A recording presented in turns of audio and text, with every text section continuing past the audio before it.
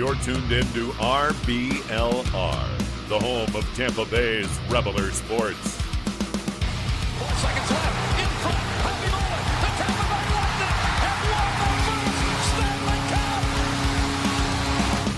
And the Tampa Bay Lightning have won the Stanley Cup. Lightning strikes twice. The Tampa Bay Lightning win their second straight Stanley Cup.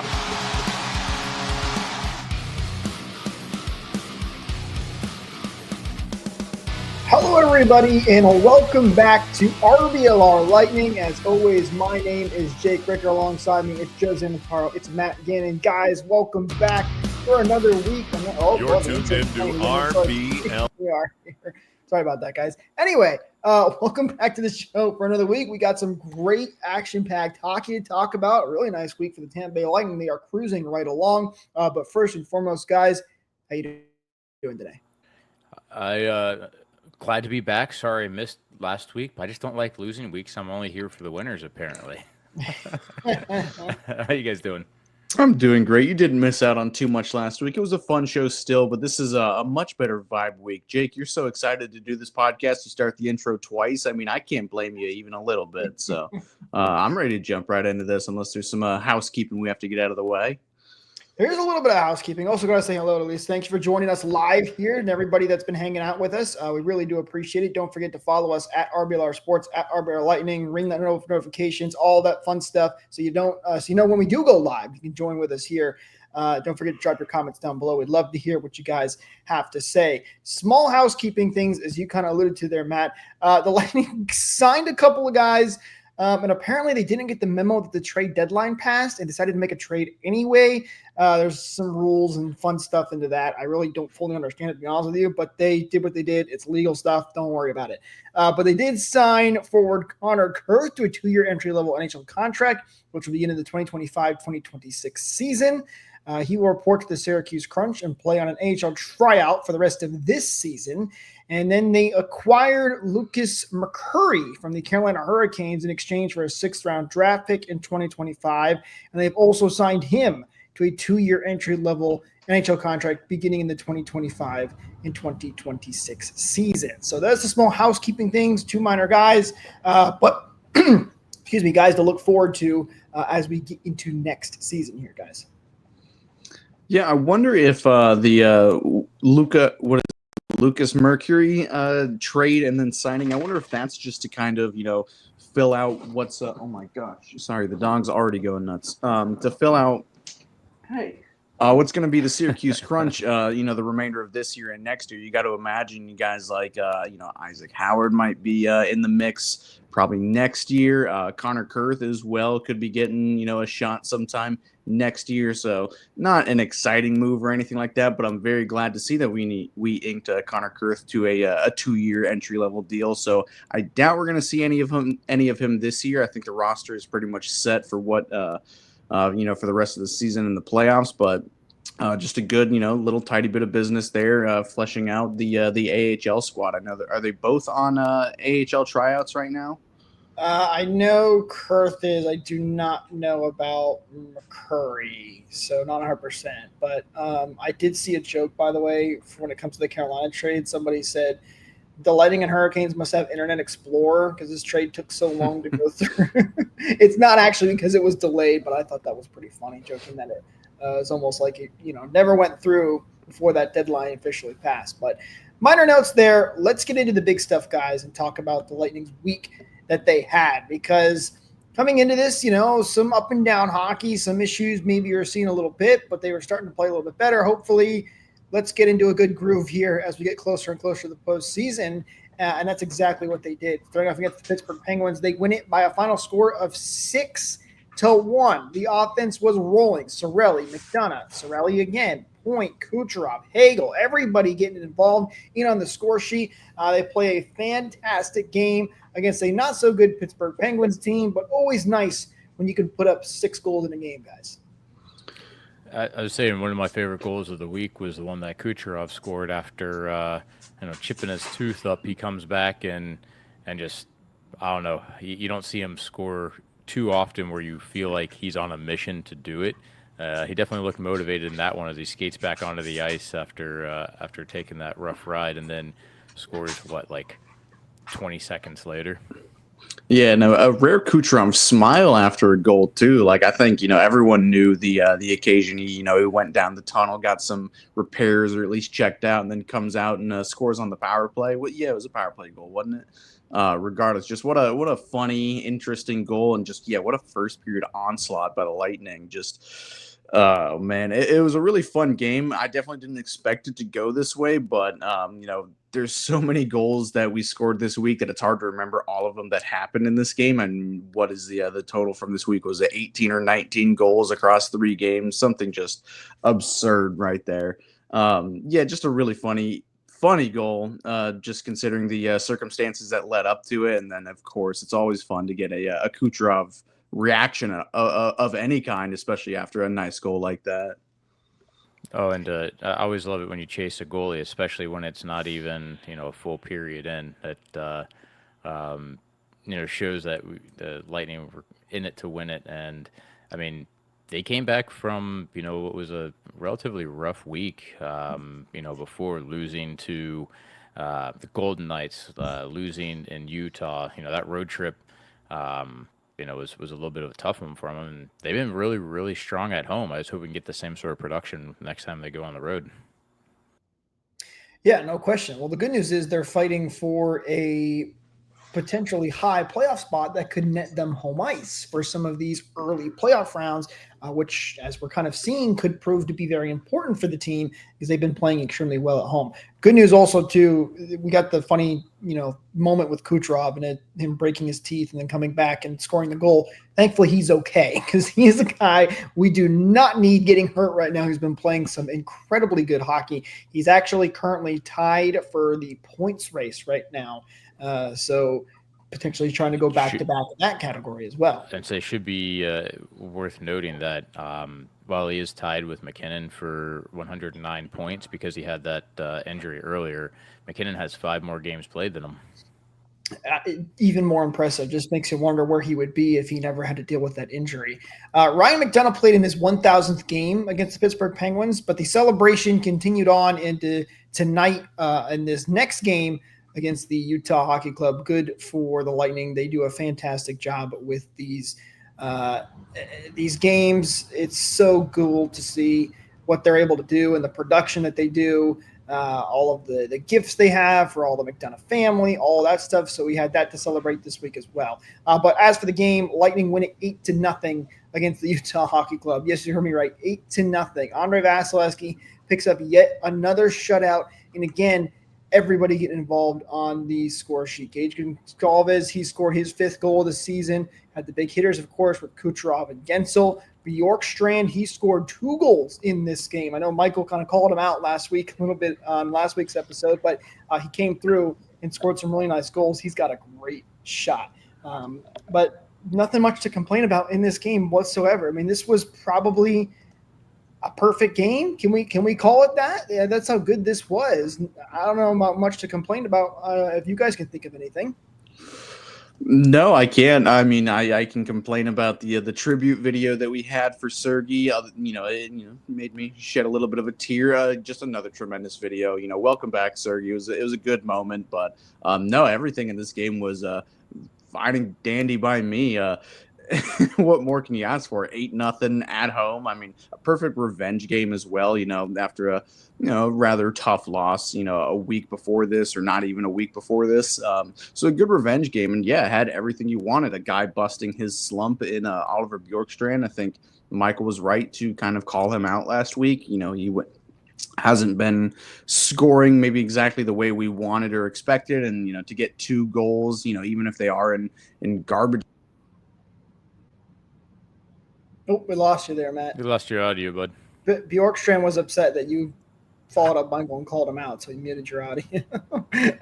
But listen, Bjorkstrand's got a really, really, really good shot, and it hadn't been coming through, I should say, for him, but It was nice to see it was in this game. And the him with Yanni Gourde has been really good. I've loved those two guys playing together, and I'm sure Bjorkstrand loves it too because those guys obviously played in Seattle together, so that chemistry kind of carried over. And it is actually a little bit surprising to me that Gourde hasn't hit pay dirt yet for the Lightning. I mean, he's got 8 assists, though, in the 12 games played, which is really, really great to see him come in and start contributing. But he doesn't yet have a goal. He's had a few. Jesus, Mary, and Yanni Gourde was perfect. He definitely has had a few chances, and he's continuing to go out there and fly around, being a +3 in all of his games. I think this game overall, though, is it was just kind of like almost an emotional reunion game, right? You get Sergachev back, 1,000th game played. There's so much going on that what happened on the ice was it was all just kind of like a show. But it's good to see that the Lightning could close it out. So with such confidence, you almost feel for the Utah Hockey Club and for Sergachev having a completely off night. I think he was the first defenseman to get burned for the goal that Ginsel scored. He completely lost them and allowed Ginsel to get open. But I was lucky enough to go to this game. It may have only been my first or maybe second game of the season. A little bit of rarity, and it's kind of fun to get spoiled by one where you hear a lot of I guess I was going to say goal music. The new goal songs that they're playing. You must have got tired of cheering. 8 goals in a game is crazy. My shoulders were sore from the high fives. Hey, that's a good thing to be sore about. You do mention the goal songs, though, and I do quickly want to bring it up. I don't know what is going on with the Lightning in that they tried the custom goal song out early in the season with Bo Williams, who's done a lot of things with the Lightning. It was not popular. It did not work out very well. And then they switched it to Living on a Prayer, which I don't know why they did that. Because I guess they thought, they want to. I could tell that the Lightning want a goal song that fans will sing along to. Like, you hear with the Rangers, for example, or the Islanders. There's a couple other ones as well, but something that fans can sing along to. Now, just because you can sing a song doesn't mean that it means it's a good goal song. That one didn't really work out. People were upset about that. And now they have a very basic, it's just a beat, and it doesn't sound great either. So I don't know what's going on with them in the goal songs. They've had a great goal horn before in years past. You go back to like 2015, 2018, 2019 even. I don't know why they keep trying to change it. And whatever they're doing is not working right now. And fans are taking to social media to voice their displeasures right now. So what's the solution? Do you keep trying new things until you find something that works out, or do you go back to old habits? I would almost say, for right now anyway, go back to what works and what they've used before, because they've had really good goal songs. As the old saying goes, if it ain't broke, don't fix it. But again, I like what they were trying to do. They just execution wasn't there.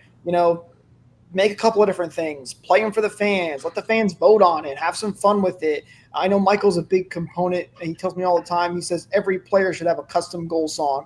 I don't like that at all, but do something to involve the fans so that they can actually enjoy it. But for right now, they need to go back to what they're doing, because you don't want to, especially in the midst of you're going to make a playoff push and you're about to get into the postseason, you need to have a goal song. You can't have something just random, I think, as well. I know your initials are DJ Rick or Jake, but if you were the DJ, is there a song that you would choose right now? I know I'm putting you on the spot. Don't like the new goal song. Darude Sandstorm. Okay, that's actually a good answer. No, I don't know. I would go back to the one. I like I forget what the song is called, but the one they had in 2015. It was the classic, The one they've had for It's a classic. You can get some chants in there as well. I think that's one of the really good ones. Also I brought this up in preseason. I swear that there were 2 versions of the Vo Williams goal song. and they played one of them in the first preseason game. And I remember hearing it and going, I kind of like this. And then they never played it again. And they played a different one. I could be wrong on that also, but I'm telling you, I'm pretty sure there was a different version of it. I thought that one was better. But yeah, I'm going back to the 2015 version. Let us know in the comments down below. What would you guys pick as the goal song? Love to hear what you guys have to say because the Lightning need your help as well. I'm trying to figure this out. Sweet Caroline for life.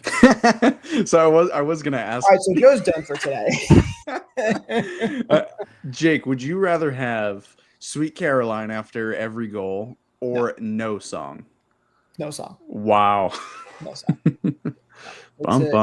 It's a curse. And also, to be honest with you, at this point, I'm just kind of sick of it because they play it. Actually, they haven't played it in the last couple of games here. I've noticed. I think they did. Did they? I'm pretty sure. Do I not like it that much that I've just drained it out at this point? You might be. It's probably what I did. Anyway, love to hear what you guys have to say. Hopefully the Lightning can figure it out because I know fans have been a little frustrated with it. And goal songs are important. They get the fans fired up. You know, it's a big part of hockey, so hopefully they can get it going. Lisa says, I Am the Storm. I believe you're talking about the one by Vo Williams, and he had Sonya on it as well. Correct, Lisa? Let me know if I'm wrong. I think that's the one you were talking about. Well, that's cool. You know, that could work. Maybe. There's some lower points in that song too, though. I don't know. If you picked a section of it, it might work. It could work. Let me know if that's the one you're thinking of. But let's get back to hockey here because no matter what the goal song has been, it's been really good hockey, and they've been scoring a lot of goals, which, by the way, bad time for the goal song to have some issues right now when they're getting goals. But the Lightning scored 5 more against the New York Islanders, winning this game 5-3. Guys, it was another really good-looking game for the Lightning here until the third period. You thought it was going to be another 6-1, 7-0 kind of game. Third period, the Lightning kind of fell back a little bit, and the Islanders scored 3 unanswered to make this a 1-goal game until Gensel got the empty netter to make it 5-3. But other than that third period, it played another great game of hockey. Other than that span of 3 minutes, I mean, let's be fair. The Islanders had a lot to play for in this game, where they're just trying to make the playoffs. The Lightning obviously are fighting for the top spot in the division, but the Islanders had a lot to lose by not gathering points this game. That 3 minutes that they put up was pretty impressive. But really, the Lightning started to bend. They didn't fully break though. They didn't fully break when the game became a lot tighter when it was 3-4. They continued to play, I thought, a pretty smart hockey game from a team that the Islanders started gaining a lot of confidence, but in the end weren't able to fully capitalize on it, despite a couple of interesting plays by Kucherov there at the very end with the goalie pulled. Yeah, I'd argue that it wasn't a great game by the Lightning. I'd argue that they were probably the second best team in this game and just got a little bit, maybe not luckier with the puck, but it was just kind of one line that was steamrolling pretty much the entire game, but specifically, the first and second periods, mainly the first two. I only got a chance. I at least listened to all of the game, but I was working during it. But from what I could deduce during the first period is JoJo kind of stole this game for us a little bit. And he was getting left out to dry in the first period. He was making great save after great save. The Islanders got a little unlucky, hitting a couple posts. From everything that I got to hear over the radio broadcast, Mish and Phil were not the happiest, even though we were up 4-0. They could even see some of the flaws in the game. Again, it was the top line that was kind of rolling, and then everyone else was struggling a good bit, especially in the third period too, where 3 quick goals in a span of 3 minutes too. I mean, it had me white knuckling the wheel I was driving. So it wasn't a perfect game by any means. Of course, the 4-goal lead. The 4-goal lead was, quickly vanished, but thank God we could hold on to it. And then everything at the very end of the game with the whole Kucherov empty net.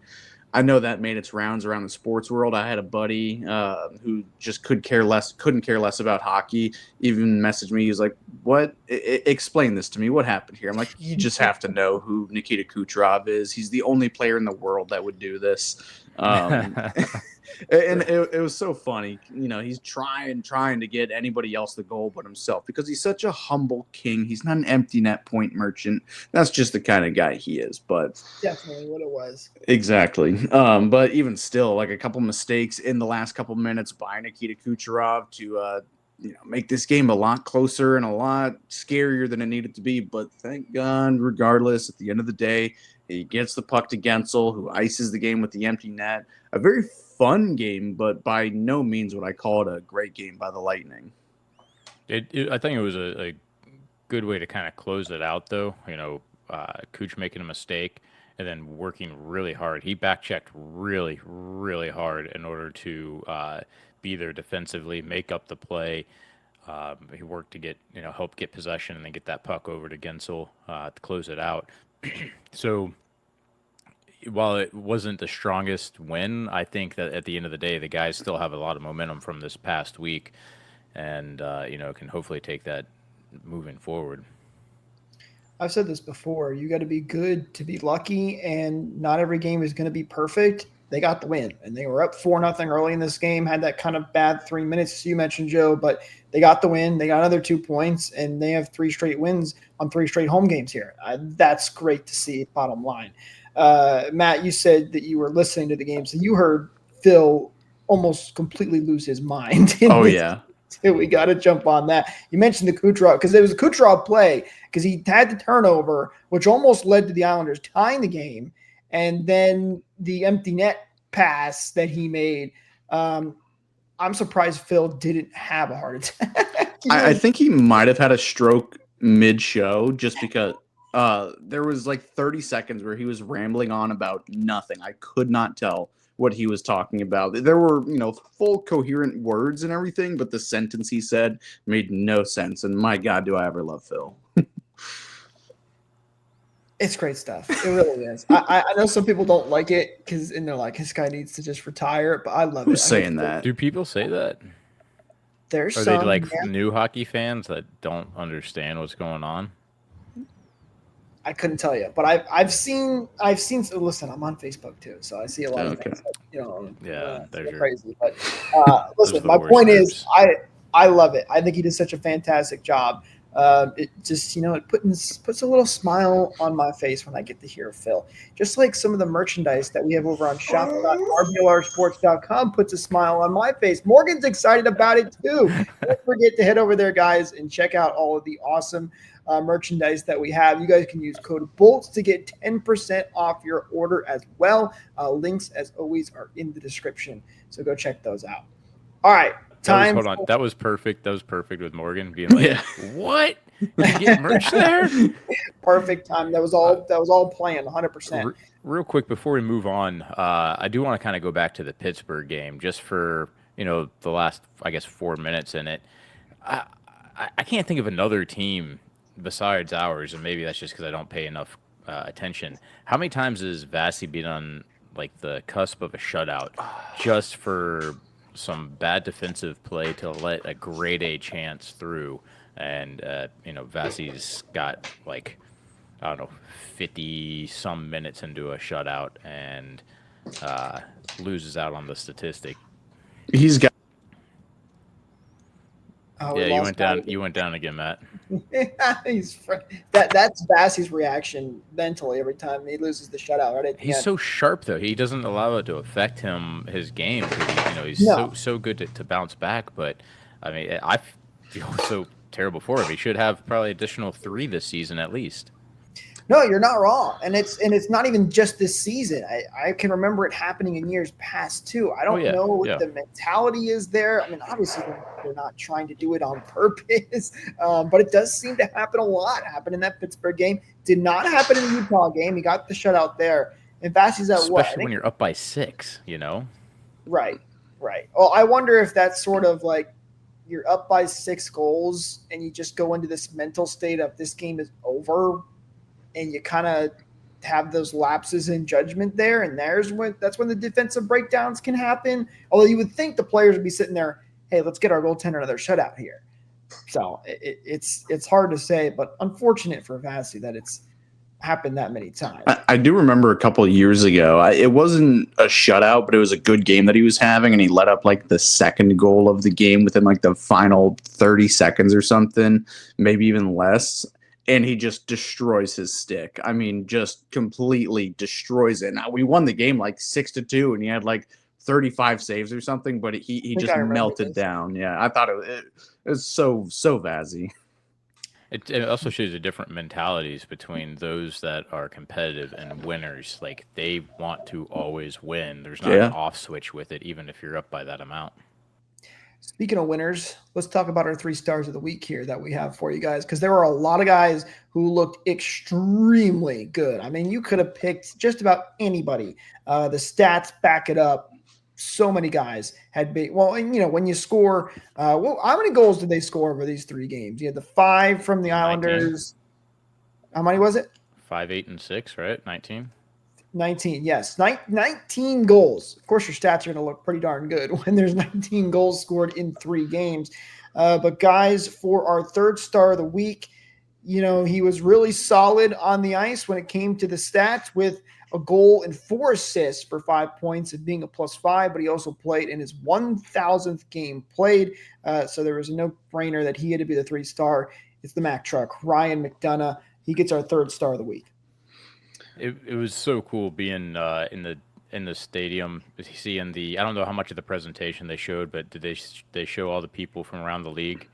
Yeah, all the Patty Maroon and Bogo and all that. Yeah, this wasn't an ESPN right, broadcast, so they actually did a good job showing it. Okay, yeah, but I mean, it was cool seeing all those different people appreciating what a great player he was, and then to continue to have a big game, and I mean, averaging like 20 minutes a game, over the course of these 3. He's always up there with minutes. He earned it. He's a great player. I am a huge sucker for these ceremonies too, and just seeing some of the familiar faces like Patty, like Bogo, Dan Girardi. That one got a big smile on my face, and then seeing Kevin Shattenkirk too present him with was it the Rolex or something, and just all the gifts he gets to receive.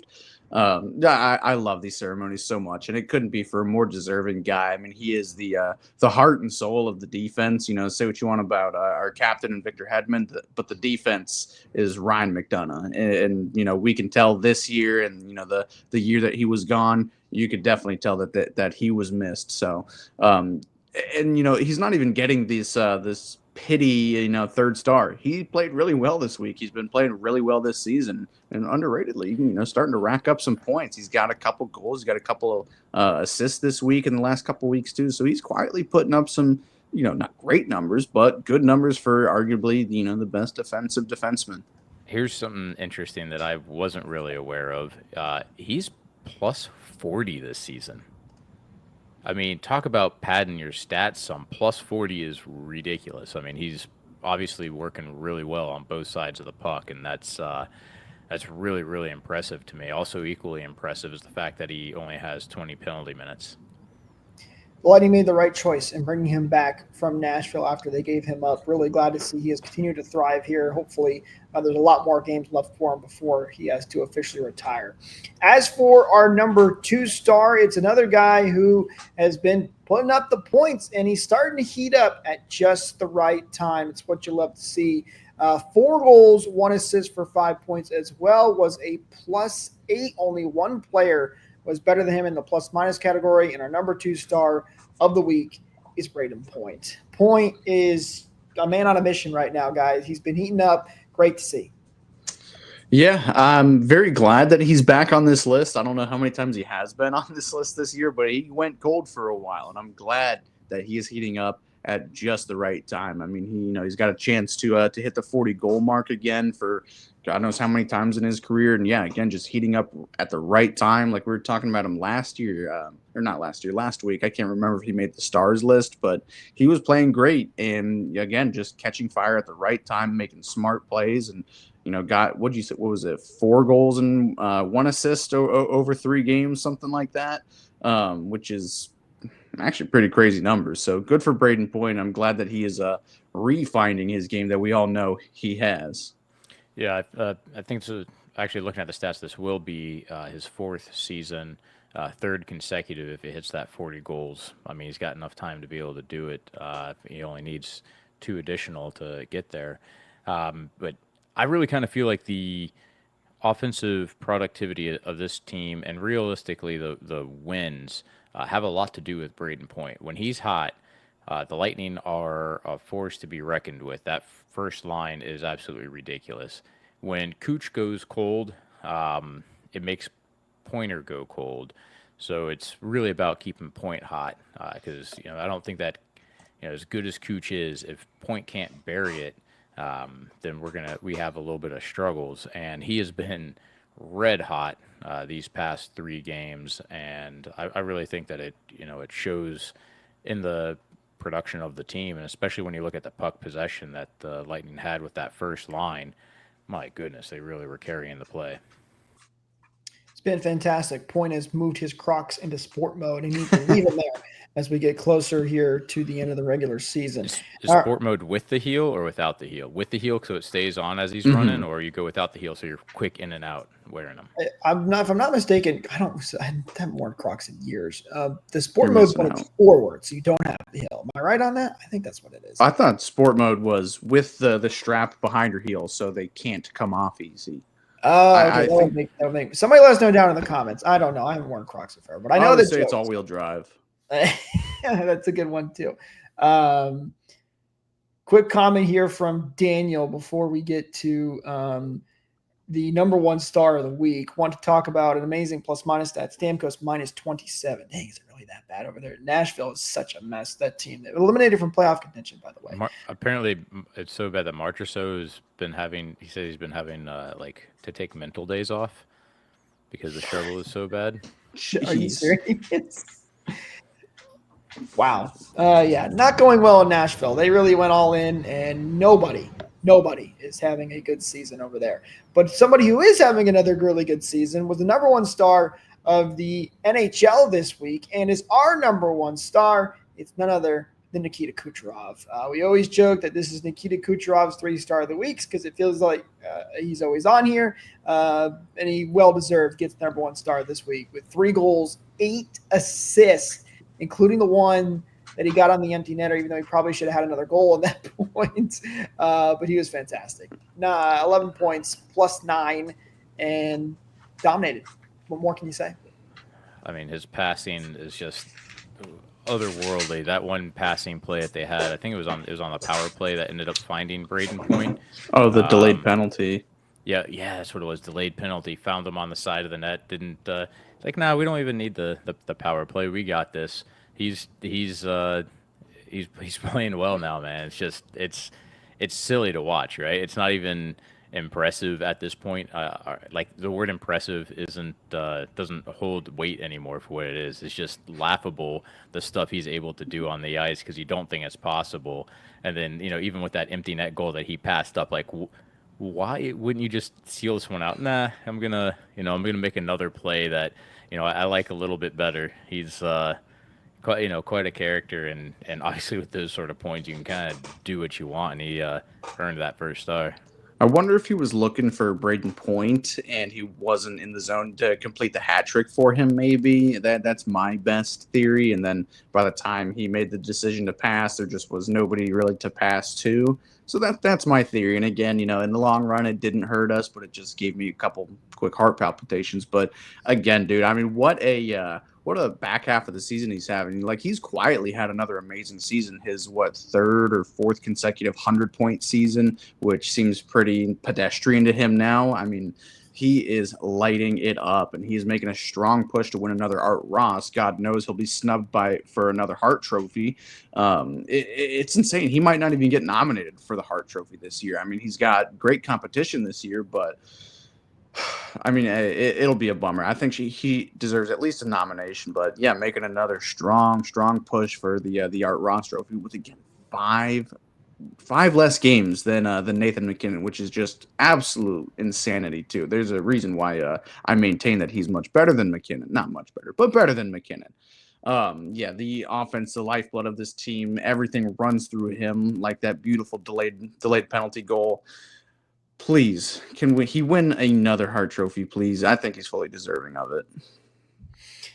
Listen, man, he is absolutely fully deserving of it. It's just like John Cooper is deserving of the Jack Adams. But for whatever reason, they just have something against the Lightning when it comes to awards. But as we all always joke, the one award that is more important than any of the other awards is the Stanley Cup. And we're getting closer and closer to that time. And these games are big right now for the Lightning because they're fighting for where they're going to end up at the playoffs. I mean, it's all but confirmed. They haven't officially clinched yet, but they are very close to doing so.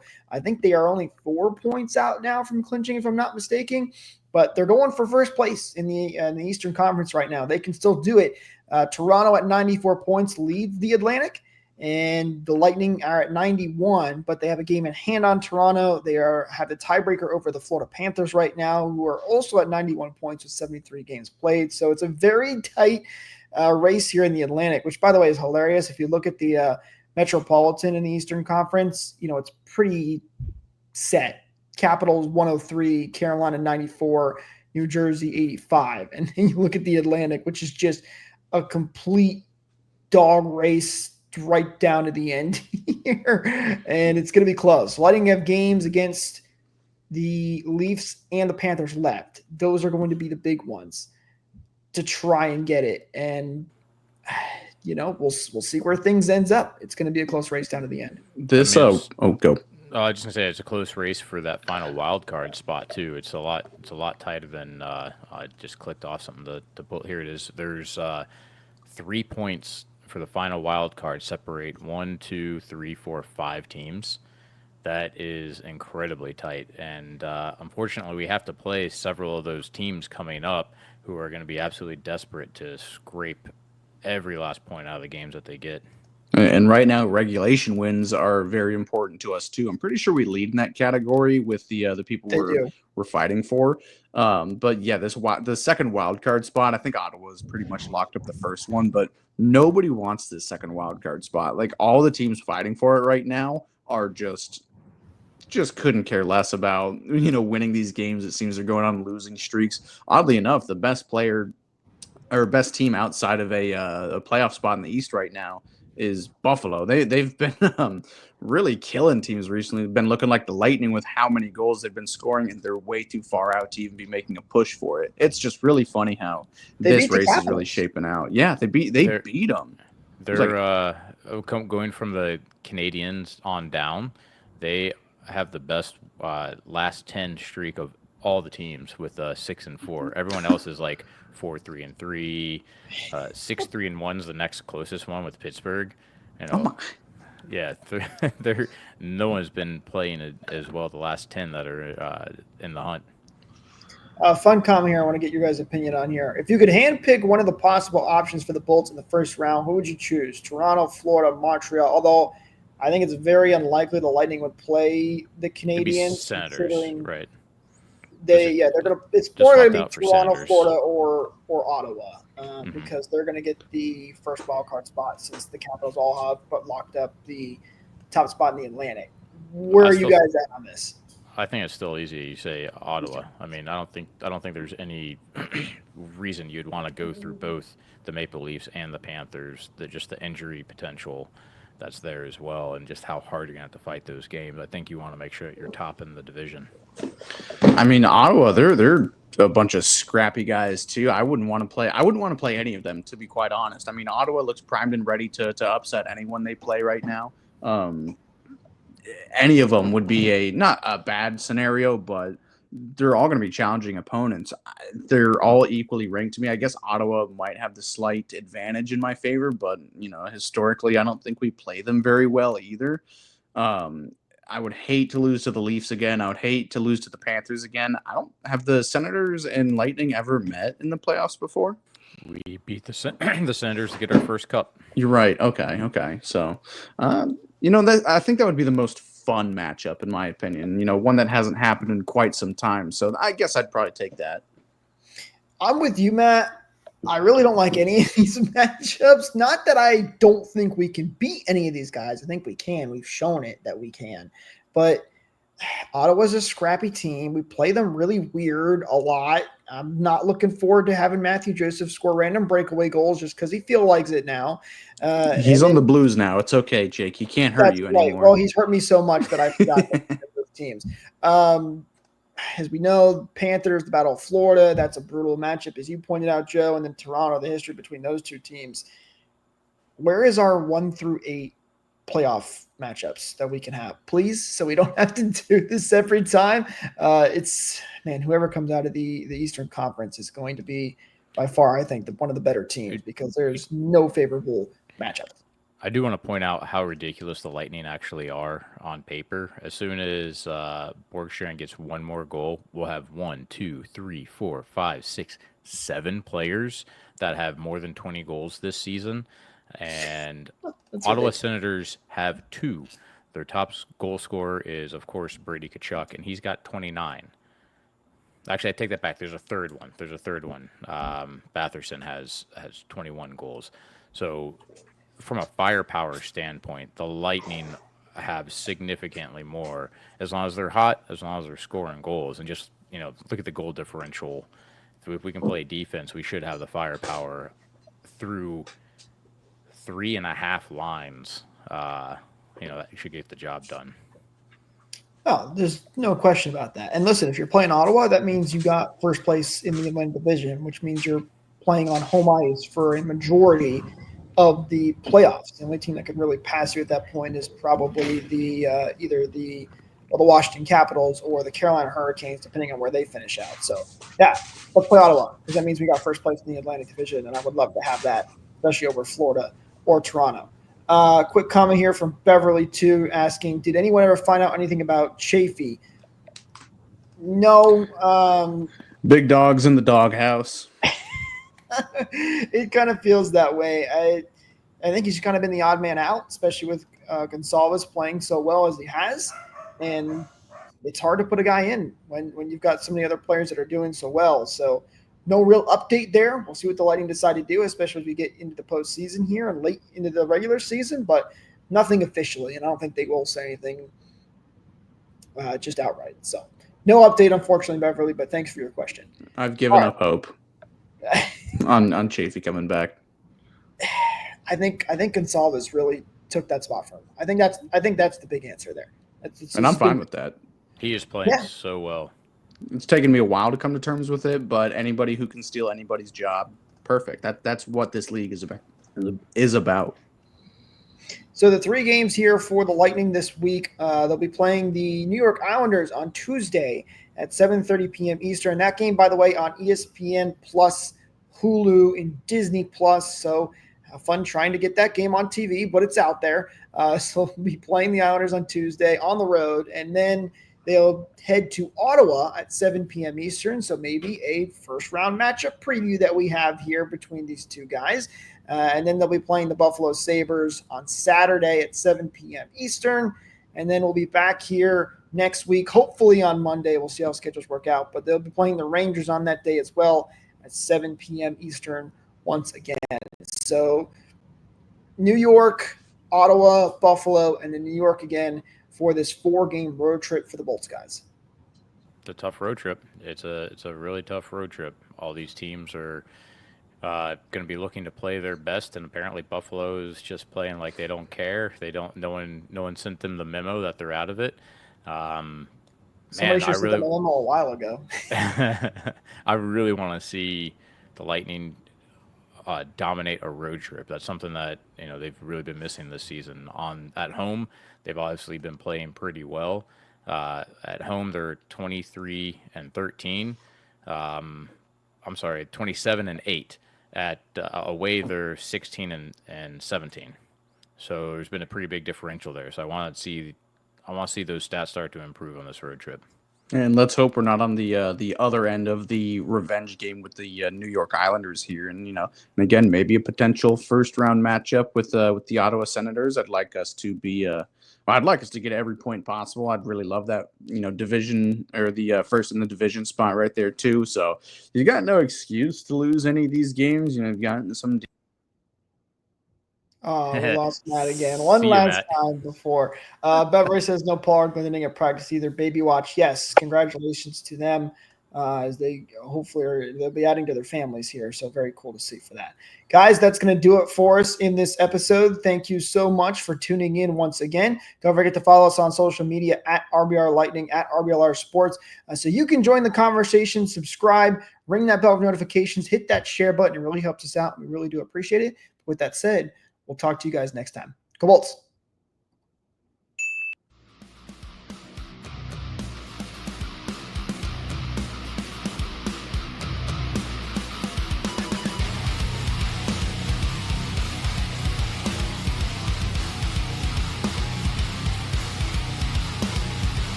Thank you for tuning into this presentation by RBLR Sports. On your way out of the stadium, please remember to like and subscribe.